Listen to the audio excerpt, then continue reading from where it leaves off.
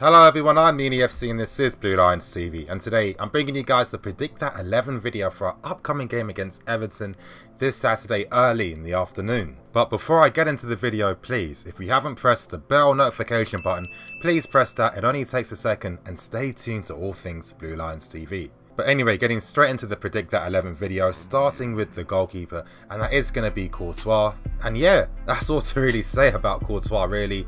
He's fantastic in the 6-yard box. I think he's world class in it. I think he's very commanding aerially. I wish he could improve on his distribution out from the back, because it really does help build up play a lot. And sometimes I feel that he does put us under unnecessary pressure at the back because he does make the wrong passing options. But I think if he can improve on that, or just get slightly better, I think he's going to become more complete. Now moving on to the back three, starting with the right hand sides. I see Azpilicueta regaining his place in the team, and with Aspi, you know, we do get those forward runs from the defence into midfield, and when you were comparing Rudiger last night, I didn't feel that Rudiger was pushing up as much necessarily, and that was a bit of an issue. But again, we are having some difficulties in terms of playing up from the back now. Looking at how Bournemouth played against us, they flooded our midfield players, they didn't press our back three, they actually pressed the midfield players and surrounded them, and it made it very hard for our defenders to really get those passing options. And that's just why our defenders are getting more touches of the ball recently, but it doesn't necessarily mean that they're doing much with it. And I think that with Aspi, with his ability to find those, you know, forward passes to Morata, I think it does help. And I think he really knows how to time his runs when it comes to moving into midfields. Moving on to the middle of the back three, and that is going to be Andreas Christensen. Conte is obviously a big fan of him. I do feel that, of course, you guys know my reasons tactically, that Christensen is very important, especially David Luiz as well, because when you play in the middle of the back three, that's the most tactically demanding role in a way, because really there's a lot of responsibility on you in terms of what you do with the ball and how you control it. And this is why when you see us play, the guy in the middle of the back three is always behind the rest of the defenders around him, because again, when we are attacking, we have to play out through the back. We need that guy to be the most composed under pressure and the best with the ball to really restart those attacking moves. And this is why Christensen's really found his niche.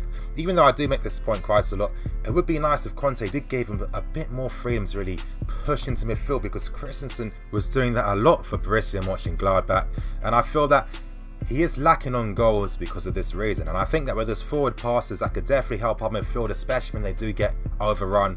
And it would be interesting to see if Conte would ever develop the middle guy in the back three to really have that license to really push into midfield. Now moving on to the left hand side, I think that Conte will use Rudiger in this game. I felt against Bournemouth last night, you know, with Rudiger, he has some weaknesses in this game. I think one weakness he does have, which isn't necessarily detrimental, but it definitely needs to be improved on, is his timing of aerial balls. Too often he doesn't read a cross well enough. Too often crosses do come in from behind him. He's not timing his jump well enough. Another thing with him too is that he needs to get better with his tackling. I feel that he is a bit unnecessarily aggressive at times, and I think he reacts too much to when players maybe do a bit of disservice to him. For example, let's say if a teammate of ours gets fouled, Rudiger's going to be the guy that's going to throw himself in there and obviously give away a foul. And I feel that he just gives away too many fouls or hits the ball out of play a bit too much. I'm just thinking the opposition teams, they want us to do that because usually it's their best moment to really get into their game from those types of opportunities. And it's not the first time that we've being affected by set pieces caused by Rudiger giving an unnecessary foul away and then teams capitalising on that. And I feel that, of course, he is new to the league. I think that once he obviously gets the rhythm of the Premier League under his belt, he's going to become a much better player for that. Now moving on to the wing back area, starting with the right wing back, and yes, Victor Moses will be back in the team, and he really needs to be playing every single game. Zappacosta, in my opinion, just isn't anywhere near the same level just yet. He's unnecessarily one-dimensional. He uses his pace too much and relies on his pace way too much. His delivery in the final third and his use of the ball in the final third just isn't up there. He doesn't hold onto the ball well enough for the front players to really make those runs in behind. And also when it comes to defending one-on-one, he's just too slow. How many times do you see wingers really push all the way to the byline and force him back before he gets a tackle in? He should be stopping that before a winger gets there. How often was Fraser doing that last night against Bournemouth? And it's just not good enough. Now, Zappacosta's weakness has always been his tackling. I still feel that he's a useful player to have as a squad player because you know, his one-dimensional attributes can be useful in certain areas, but he isn't anywhere near the finished product, and having Victor Moses back, who's just a clear upgrade on him, really helps out the team. Moving on to the left-hand side, and that is going to be Marcos Alonso. Now, I thought that Kennedy was decent against Bournemouth last night. I felt that he was playing within himself a bit too much. I don't necessarily blame him too much because at Chelsea we don't really give youngsters that confidence to really express himself. As I was saying in my match review, Kennedy has that spark. We were seeing that with some of his flip-flaps, his rainbow skills, and that backheel pass that he did make in the game, and I just feel that if he had that confidence from a manager where, let's say, he played a bit more consistently, we'd be seeing a much more complete player. But with Marcos Alonso back, he is more suited to playing as a left wing back, even though he does have his limitations defensively and in terms of pace. He does complement what the team does system wise, because he does know when to get forward. You know, if you were to compare him and Kennedy really wasn't getting forward as much as he should have been, and he really wasn't making any crosses in the game really at all. So with Alonso, his attributes do complement what we have. Now moving into the midfield too, because I do see Conte using a 3-4-3 in this game.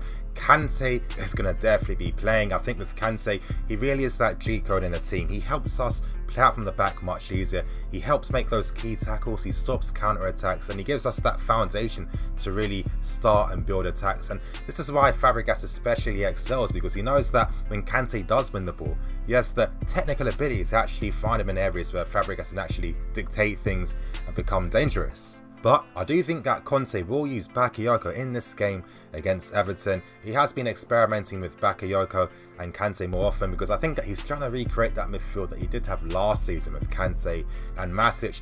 Bakayoko's form over the past 2 games has definitely been much better, but in my opinion, I think they're the standard performances he should be putting in at this level. He hasn't necessarily excelled in those games or being a standout performer, but he hasn't looked off the part, and I think they're the type of games that he should be putting in as a minimum playing for Chelsea. He's definitely going to need time. You can see that he's been playing a lot more recently, that he is starting to look like he's getting more adjusted to the league. But again, I want to see what can Bakayoko do with the use of the ball. That's the most important thing to me. Now moving on to the front three, starting with the guy in the middle, and we know that Morata got that yellow card.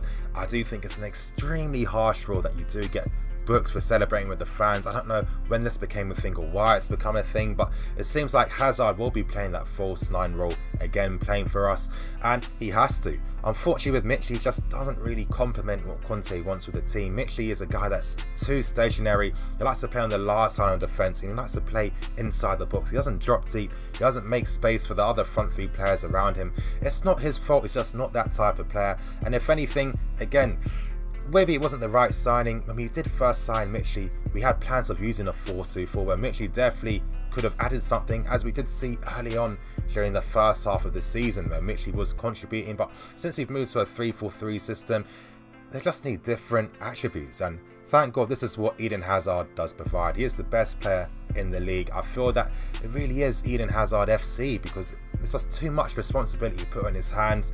I think there's been way too much responsibility put on Hazard's hands over the past couple of years since he first signed for us. And I think that if we could have made it easier for him to play, where he's got maybe better support around him or an assistant that's more suited to his skills, we'd be seeing a guy that's regularly getting past 30 goals a season. Moving on to the left and the right hand side, I see Pedro and Willian playing in this game. Now with Willian, I have to say I've been impressed with his recent form, and as I keep stressing, a lot of you guys get bored, but I feel that I have to keep repeating my points because way too many people in the comments section, social media, Twitter for example, always seem to never understand any of my points. But I feel that Willian on the left hand side is just completely different. That game against Bournemouth, when he was cutting in on the left hand side, you could see his qualities. He looks completely different, where he can actually affect the goal, make those runs in behind.